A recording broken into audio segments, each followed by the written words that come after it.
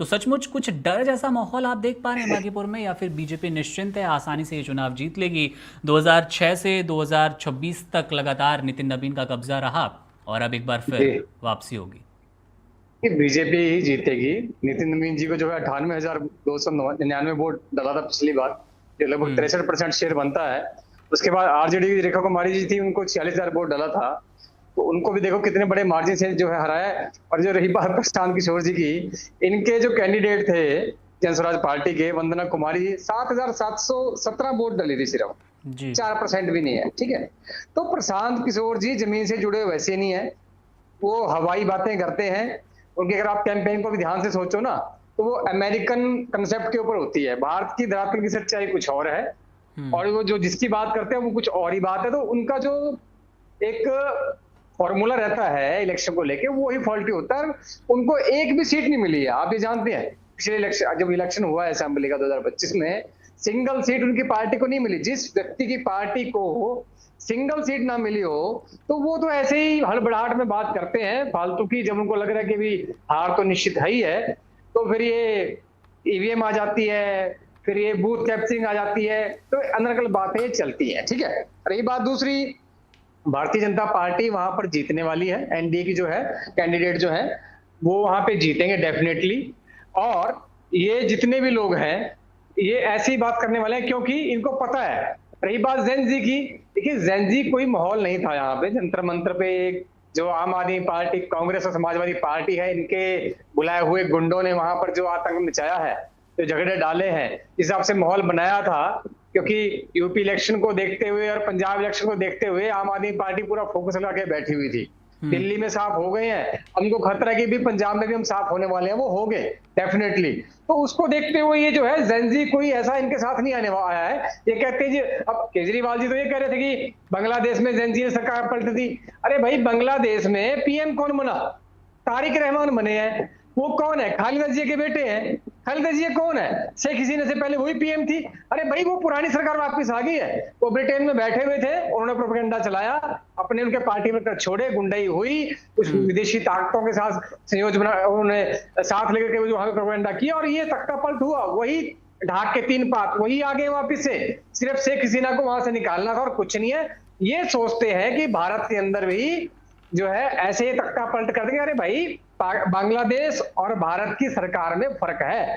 भारत एक मजबूत देश है, बहुत मजबूत है, परमाणु शक्ति है। आप उसकी सरकार को ऐसे नहीं पलट सकते। हमारा जो है इंटेलिजेंस नेटवर्क बहुत मजबूत है। तो ये छोटा सा इन्होंने किया है यहाँ पे, बहुत यहाँ पे जो इन्होंने गुंडई दिखाई है, तो इनको लगता हम्म। है जेनजी इनके साथ आ गया। ऐसा नहीं है। जेनजी, देश की सरकार को जेनजी ने पहले भी चुना है, ठीक है, हम्म। और आगे भी चुनेगा। और सरकार अच्छा काम कर रही है।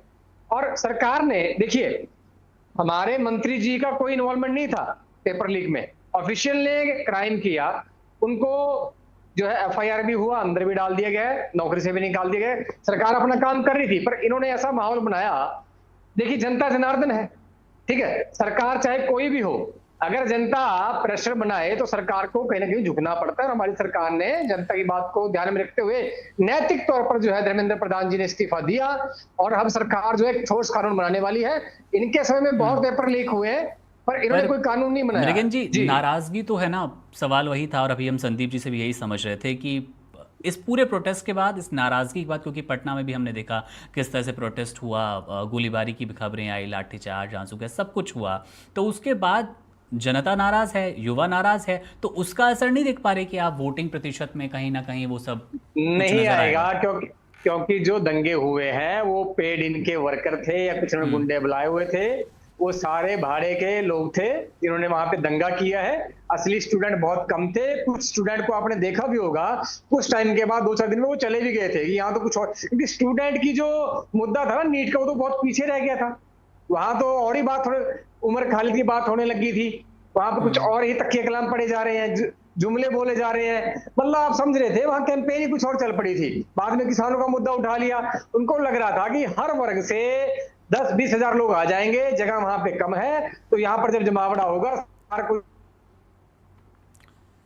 हो जाए, सरकार की जो इमेज खराब हो, यही करना चाहते हैं। इनको दंगा ही भड़काना है। आप ये भी देख लीजिए, पार्लियामेंट के अंदर भी विपक्ष कोई भी ऐसी प्रोविजन लेके नहीं आ रहा है जो उस लॉ को अच्छा करने में सहायता करे। विपक्ष का काम क्या होना चाहिए, कोई प्रोविजन दे, कोई टेक्निक जो है हम उसमें टेक्निकल जो है इंप्रूवमेंट बता सकती है कि आप ये टेक्नोलॉजी यूज करिए, या आप ऐसा सुझाव दे कि भी आप उसमें पेपर फॉर्मुलेशन में क्या स्टेप लिए जा सकते हैं, कुछ तो सुझाव दे। मुद्दा ही नहीं है, अब कहते हैं अमित जी इस्तीफा दे दे। इनको केवल और केवल झगड़े करा के रखना है। ठीक है, तो आप कह रहे हैं कि तमाम प्रोटेस्ट, है। तमाम नाराजगी के बीच किसी तरह का कोई असर नहीं होने वाला, वो सब पेड प्रोटेस्टर्स थे, वो छात्र। जी नाराजगी है ही नहीं, अगर नाराजगी होती तो वो लंबा भी चलती, नाराजगी है ही नहीं है। 30-40 हजार लोग जो जंतर मंतर पे थे सब पेड प्रोटेस्टर्स थे। आप एक बात समझिए, कांग्रेस पार्टी का काडर बहुत बड़ा है, भले ही वो सरकारों में नहीं है आजकल, ठीक है, पर उसका जो वर्कर बेस है वो पूरे इंडिया में है। कांग्रेस पार्टी, समाजवादी पार्टी और आम आदमी पार्टी के लिए दिल्ली में 40,000 बंदे इकट्ठा करना कितनी बड़ी बात हो सकती है, आप सोचिए। कुछ बड़ी बात है भी नहीं, अगर 5-5 हजार लोग बुलाए हैं तो वो दिल्ली से बुला सकते हैं। 40,000 आदमी कोई ज्यादा आदमी नहीं होता है। आप उस बात को समझिए, जब अन्ना हजारे जी का प्रोटेस्ट हुआ था तब हम मानते थे कि लोगों ने विद्रोह किया था, और जिसका इन्होंने जो है अवसरवादी नेता केजरीवाल ने फायदा उठाया, अन्ना हजारे को जो है बैकफुट पे कर दिया और यहाँ पर सरकार बना के बैठ गए, लोगों के साथ उन्होंने धोखा किया और बाद में करप्शन करी। ठीक है, लोगों ने इनको सरकार से निकाला। लौटेंगे आपके पास फिर से। संदीप जी, आपसे समझना चाहेंगे, बीजेपी की जनसुराज की खूब बात हो रही है, आरजेडी कहीं ना कहीं एक बार फिर धूमिल नजर आ रही है। क्या प्रशांत किशोर का मैदान में उतरना आरजेडी को फिर डेंट देने वाला है? आरजेडी अपने कहते हैं खुद ही पतन पे जा रही है। प्रशांत किशोर के इसमें रोल करने की जरूरत नहीं है, क्योंकि जिस तरह से पूरा छात्र आंदोलन चला, चाहे दोनों भाइयों में से लालू जी के कौन सामने आकर के कुछ बोला, किसी ने कोई स्टेप लिया, कोई छात्रों के लिए 2 शब्द बोला, लेकिन जिस तरह से जंप किया इन्होंने केजरीवाल टाइप पॉलिटिक्स में प्रशांत किशोर ने, बताइए, इनको 3.4% वोट मिले थे पूरे विधानसभा चुनाव में जो है अभी जो पिछला हुआ है। अब इनको उम्मीद लगी कि भाई हम अब छात्रों के रहनुमा बन जाएंगे और हम अचानक से मोमेंटम गेन करें। हमने जो अपने इनिशियल में कहा कि भाई देखिए, ये जो 1 सीट का चुनाव हो रहा है, लेकिन इसी की बदौलत एक पूरे बिहार के लिए नैरेटिव गढ़ने की कोशिश होगी। बिहार की पॉपुलेशन को, बिहार के वोटर को आप बड़ी अच्छी तरह से समझ सकते हैं कि बहुत जल्दी रिएक्ट नहीं करते वो कोई चीज जो है, और बड़े जल्दी अपना माइंड चेंज नहीं करते। और सबसे बड़ा फैक्टर जो बिहार की राजनीति में है, जाति फैक्टर को हम इंकार नहीं कर सकते। कास्ट फैक्टर इतना गहराई तक घुसा हुआ है जिसको हम इंकार नहीं कर सकते। तो ऐसे में प्रशांत किशोर के लिए कोई उम्मीद जगेगी मुझे नहीं लगता। लेकिन हाँ, मृगेंद्र चौधरी जी ने जो अभी बात कही उससे मैं इत्तेफाक नहीं रखूंगा कि जो जंतर मंतर पे प्रोटेस्ट हुआ वो पेड प्रोटेस्टर थे, उसमें छात्र थे, छात्रों का ही आंदोलन था। हाँ, ये कह सकते हैं उसको डिस्टर्ब करने के लिए कुछ पेड लोग आ गए, कुछ वित्त पोषित लोग आ गए। अब मुझे वित्त पोषण किसने किया इसके बारे में मैं टिप्पणी नहीं करूंगा, लेकिन पूरे आंदोलन को कलंकित करने के लिए जो है कुछ लोग आए और जिन्होंने छात्रों के आंदोलन को जो है एक अराजक तत्वों का आंदोलन बना दिया अपने राजनीतिक फायदे के लिए।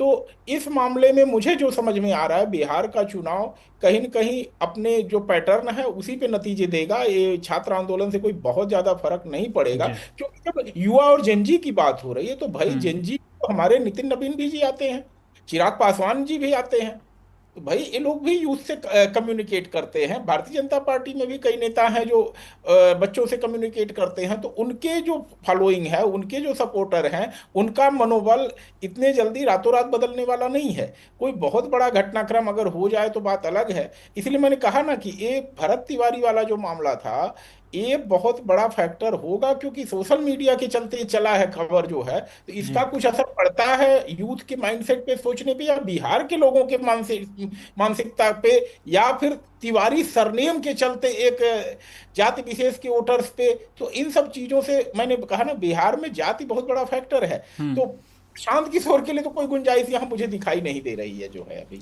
बिल्कुल। विक्रांत जी, आपसे समझना चाहेंगे, जनसुराज प्रशांत किशोर का बार बार आरोप है कि प्रशासन का इस्तेमाल इस चुनाव में जीत के लिए हो रहा है। संदीप जी ने शुरू में बताया भी कि जिसकी सत्ता होती है, जिसकी सरकार होती है, अमूमन वही पार्टी जीतती नजर आती है। 90% मामलों में ऑलमोस्ट ऐसा देखने को मिलता है। क्या बीजेपी के इस आरोप से आप, बल्कि प्रशांत किशोर के इस आरोप से इत्तेफाक रखते हैं, या बीजेपी जो इनकार कर रही है वो ही सही बात है? प्रशांत किशोर जी को अपना हार दिख रहा है, वो बौखलाए हुए हैं, इसलिए झूठा आरोप लगा रहे हैं कि प्रशासन उनके लोगों को पकड़ रहा है, ये कर रहा है, वो कर रहा है। अरे भाई, कोई जरूरत ही नहीं है भाजपा को इन सब प्रोपेगेंडा में फंसने का, इस सब मैटर में फंसने का। वो स्वतः चुनाव जीत रही है, भाजपा भारी मतों से जीत रही है। प्रशांत किशोर जी का वहां क्या है? कुछ नहीं है, 0। 6-7 हजार वोट पिछली बार आया था उनको, इस बार भी उतना ही बस सिमट के वो रह जाएंगे। वो भी मैं बोल रहा हूँ ना, जमानत जब्त पार्टी के जमानत जब्त नेता है प्रशांत किशोर जी, वो सिर्फ फेसबुक पे हैं, सोशल मीडिया पे हैं, जमीन पे कुछ नहीं है। पिछले चुनाव में भी सोशल मीडिया पे इतना हाय हल्ला और इतना हाय तौबा मचा के उन्होंने रखा हुआ था कि लग रहा था कि मुख्यमंत्री बन रहे हैं प्रशांत किशोर जी, एकदम हो गए मुख्यमंत्री। कुछ नहीं है, कहीं कुछ है ही नहीं, किसी दल का कुछ नहीं है। भाई मैं फिर कह रहा हूँ आपको, आज भी राजद विपक्ष के रूप में मजबूती से है बिहार में, इसमें कहीं से इनकार नहीं किया जा सकता है। प्रशांत किशोर तो न 3 में न 13 में है ना।